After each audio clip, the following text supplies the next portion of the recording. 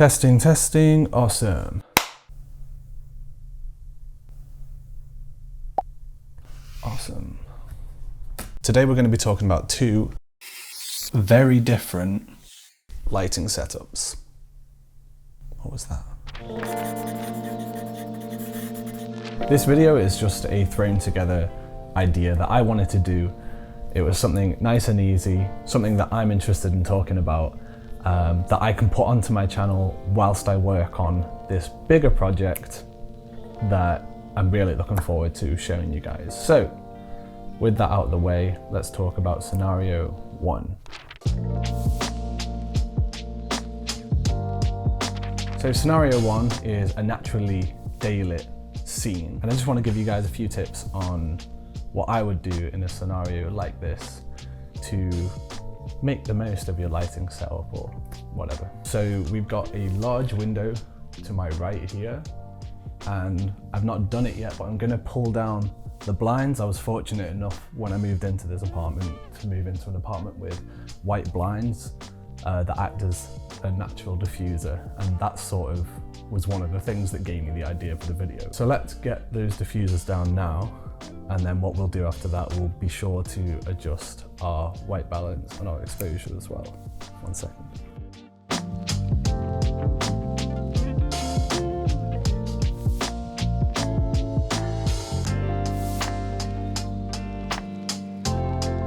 Okay, that's looking better. The way the apartment's set up is there's actually two sets of blinds here. The first blind is this larger blind, which kind of takes up 2/3 of the window.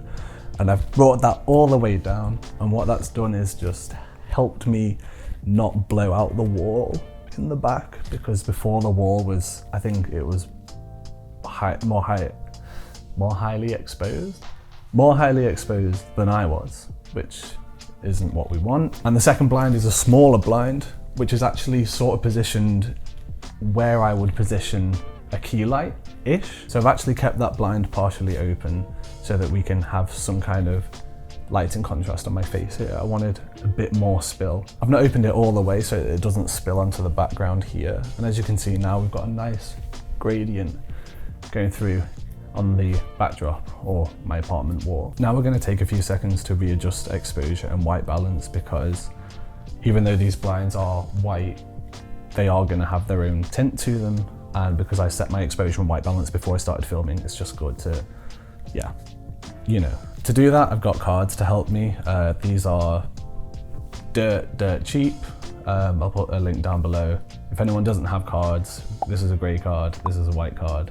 They're calibrated to specific tones of white and grey, and they really take out a lot of the guesswork when it comes to white balance, and especially with exposure on skin tones in different lighting conditions. I only know how to do this method on my camera, which is a Sony a7S III, so I don't know how you do this on a Canon or a Panasonic, but I'm sure the principles are exactly the same. You just need to find where the function is. Anyway, I'm gonna need to stop recording to do this next bit, but what I'm gonna do is I'm gonna hold up this grey card to the camera whilst I set a custom white balance, and then that will make the adjustments for me. And then before I carry on filming this video, I'm gonna hold up a white card, which I'm going to then use that footage in post-production with a colour picker. And this way we're gonna make sure we get the most accurate image possible. So I'm gonna perform the grey card technique now. There we go. And I think, if I look at my camera settings, the white balance has just gone from about 7,000 to 6,300 Kelvin. Not a huge difference, but if you're ever in a scenario like this and you're filming for a client and it's a corporate interview or something where there's a front-facing person and you want it to look as clean and professional, as accurate as possible, you don't want those skin tones to be looking a bit too blue or a bit too warm. So this method, again, it just helps you keep on top of accurate colour readings from your camera if you're in a scenario like this where the daylight keeps on changing. And I'm just going to hold this up for myself in post-production. That one's for you, Adam.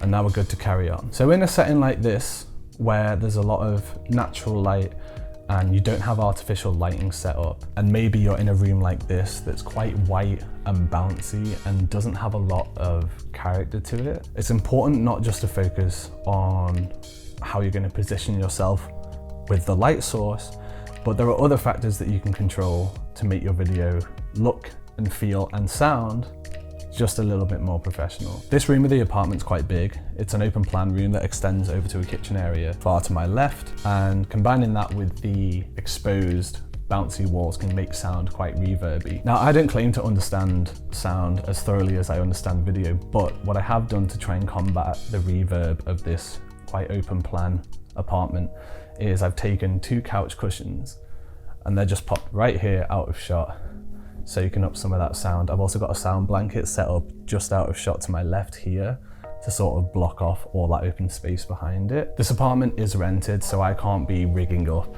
entire sound soaking panels. All I've done here is I've got 2 light stands and I've clipped a giant blanket to them. This blanket I found in an old apartment building that I used to live in. Someone left it behind. I think it was a blanket for painting or construction, but it works well. It doubles up as a sound blanket, so I took it. And then just over there as well, I don't know how much difference this one's making, but I've put my 5-in-1 reflector just in front of this corner of the wall.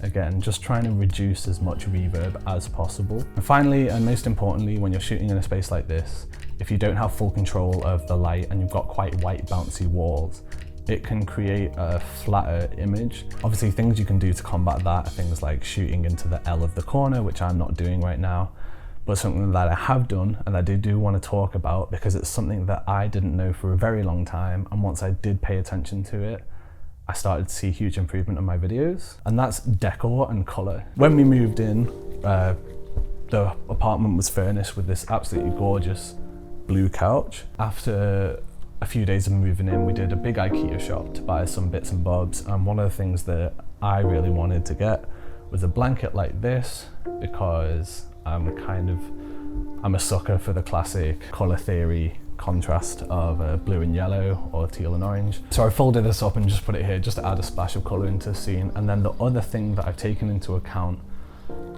is my wardrobe. So whilst I was setting up, I was actually wearing a black hoodie and dark pants, but that kind of made me sink into the colour of the couch and you didn't really get a lot of pop or definition. So I just swapped out to one of my favourite tops, which is this sort of chromy brown vintage top, and then I swapped the dark pants out for white pants as well, just to hammer home this point. You know, I've come from a background of self-learning, and part of that background of self-learning was for a long time I thought it was all about the camera and the lens that you own, but it's only when I started taking seriously other factors such as art direction and framing and light position, that's when I started to see my videos improve. So if you are setting up for a video and you want it to look a little less flat, have a think about the wardrobe. Just literally do a quick Google for colour theory, or message me and we can have a little chat about colour theory. Take into account what it is you're wearing. The other thing you should take into account too is skin tone. So I'm wearing a top that kind of matches my skin tone because I've got Turkish in me. I have these quite olive, warm, yellowish skin tones. So I could either wear something that makes my skin tone pop, like a cool blue, or in this case what I've gone for is a complementary darker brown. Now let's talk about lighting scenario 2. Indoor lighting in a small space. So this is my workspace and the room is currently closed off from any sources of natural light or otherwise, meaning everything right here is artificial and has been constructed by myself. So if I turn all the lights off, then we're in complete darkness. So now let's rebuild the lighting scene one light at a time. There we go. Now, before I go on to talk about the lighting setup that I use behind me, I need to quickly mention one very small but very important detail happening right here, just out of frame.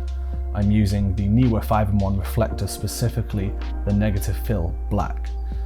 Now, it's hard to tell from this shot, but I'm actually right next to the corner of my workspace, and as you can see behind me, the walls are extremely white and extremely reflective. Now, the problem with the key light on my left here is that it was bouncing off of the walls that are right next to me here on my right onto me and flattening me into the rest of the frame, and it just didn't look very dynamic, I wasn't really popping, I wasn't really set apart from the frame as much as I'd like to. So all I did was I took a single light stand, a clip, and my Neewer 5-in-1 reflector, and then I positioned it as close to me as possible without letting it come into the frame. What this essentially has allowed me to do is block any bounce and light coming from this side of the frame, and therefore trick the shot into making it look like I have this natural fall off of light. Next, I'm going to turn on my YN360 Pro, which is just behind the negative fill on my right here.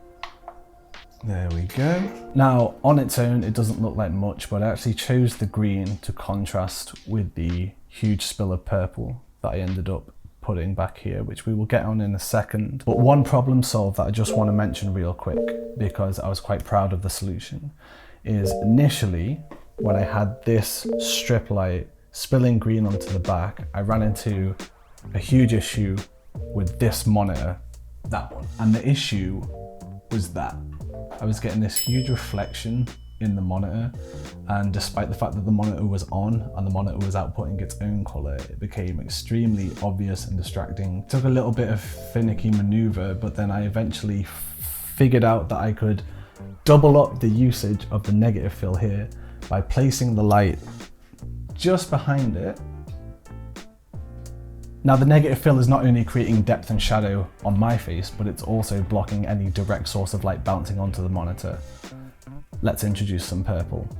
And with that, we've got a nice bold splash of purple across the majority of the frame in the background. Now, there are two reasons why I did this. One, I wanted to kind of match the glow of my ice cream light, so I set the LED panels on the back of my monitor to a similar color, and then I matched that color with another YN360 Pro, which is hidden behind the other monitor, and overall it gave a good splash of purple against the back wall. Then what I did to further complement this was I actually found a couple of looped purple videos on YouTube, and I just full screened them on both my monitors. The second reason why I chose purple is the same reason why I also chose green, which is I was following the principles of color theory. If you look at a color wheel, you will see that green and purple are opposite each other. It's also the same reason why green and purple are opposite each other on a tint bar. If you're editing photos or video, they're opposite ends of the spectrum, and so for the purposes of this demonstration, I wanted to show that by showing how nicely they can complement each other. I wish I sounded more professional, but this is as good as it gets, guys. And the final thing that I'm going to do is I'm going to turn on the light that I've got hidden behind my gimbal there, because the gimbal, I feel, just needs to pop a little bit, and it just adds a little accent to the frame. And there we have it. We have lighting scenario number 2 built completely artificially, in contrast to lighting scenario number 1, which was using natural daylight in a daylit scene.